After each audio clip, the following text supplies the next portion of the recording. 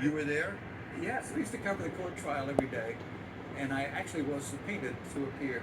I think I was subpoenaed by both people eventually, and all during my testimony, everybody objected, so I may have had like 2 or 3 words. 2 or 3 words. But what you did was very interesting, and what a lot of people don't do. Well, here's what happened when I walked into court.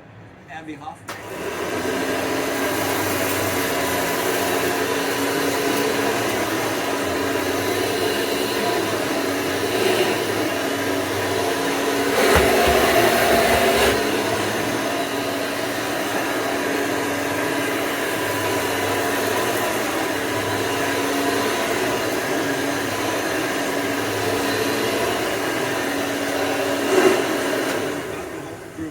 There's Jerry Rubin, Abby Hoffman.